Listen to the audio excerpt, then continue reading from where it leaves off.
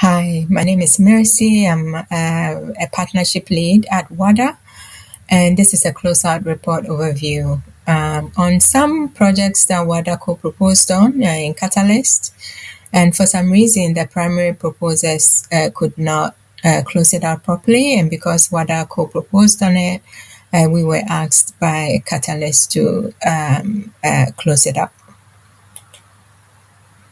So this report will consolidate the closeout process for 4 Catalyst projects that Wada Co proposed on, but were not fully completed by the primary proposers. So a little bit of background about Wada is that we have had an extensive track record within Catalyst over 4 years now. We have been funded for 50 projects and successfully completed all primary ones. So the ones that we primarily proposed on as primary proposers, we have completed. Most of the ones that we co-proposed on have also been completed, but there are some that faced issues, and these are the ones that I'm going to talk about. So what this report will do will be to review each of these projects, some of their achievements, reasons for stalling, and also we will provide an overall a bit of insight into our future risk mitigation strategies. So this project, Checha with Ada Wallets, was brought to us by a young man from Zimbabwe. And basically, the problem that he was trying to solve is the fact that Zimbabwe faces a cash shortage for small USD transactions, often forcing creative and inefficient solutions. So as some of us might be aware, Zimbabwe had a huge devaluation of their currency, and because of that, they started using a USD, but they couldn't find small change for many of those transactions. So what Checha wanted to do was to be a digital voucher system to address this by enabling vendors to issue vouchers through the app to reduce the reliance on physical cash and high transaction fees. They faced a few challenges. There were, once the project kicked off, there were team setbacks, ADA price dropped, and the project did make some progress, especially in mobile development. And they also started some token distribution utility system.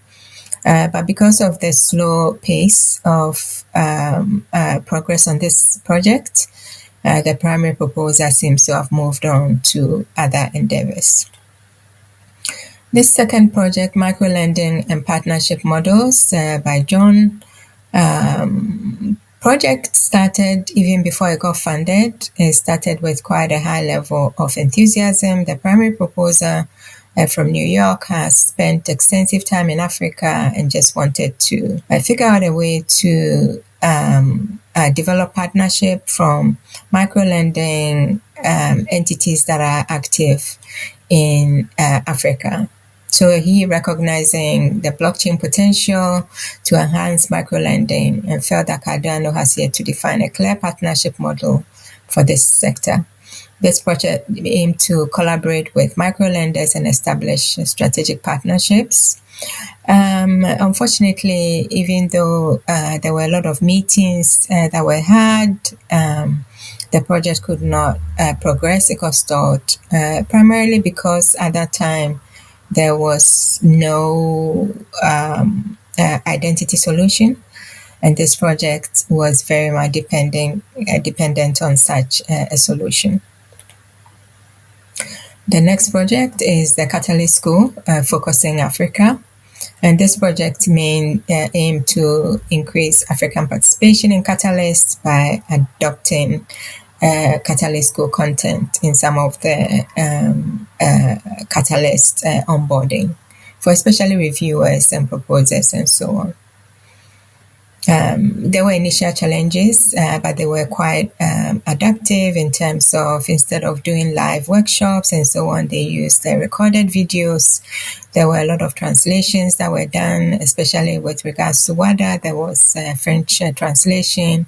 There were successful workshops that were held in Burkina Faso. And even after that, the team in Burkina were able to put in a proposal that was also successfully funded. For some reason that we are not sure, they did not close out this project, even though there was quite a bit of progress that was made. The last one is Wutano, a token Africa Health System. This was also a young man from Zimbabwe, based in the UK a lot of the time. And basically what he wanted to do was to provide, starting from Southern Africa, some kind of a healthcare system to address the challenge of affordable healthcare for millions of Africa. So start in Zimbabwe, Southern Africa, and then expand to the rest of Africa using a block-based system. So what this project did was to use a token to expand its unique healthcare model and reward behaviors. They made significant progress. They had partnership with an actuarial expert. They had also interest from a major financial backer. This project, we are not quite sure why it didn't close out. There was a closeout report. It seemed like they delivered on this project. From a WADA perspective, we didn't have a lot of oversight because, what Catalyst does is to relate primarily with the primary proposer. But for some reason, this project never closed out officially, despite all the progress that seems to have been made. So in terms of our key learnings, these were really exciting, potentially groundbreaking projects.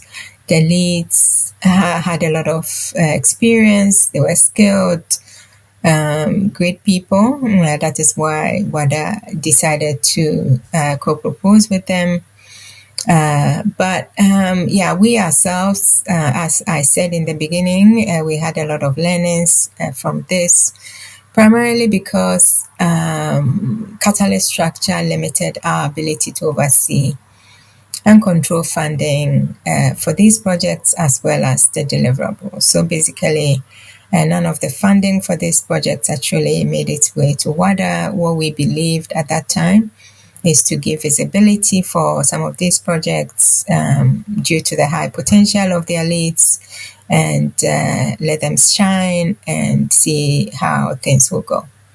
So because of some of these insights, we have decided that we will no longer co-propose projects unless we can secure better oversight and also control over project outcomes as well as funding.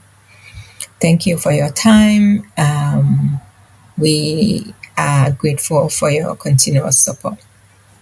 Bye-bye.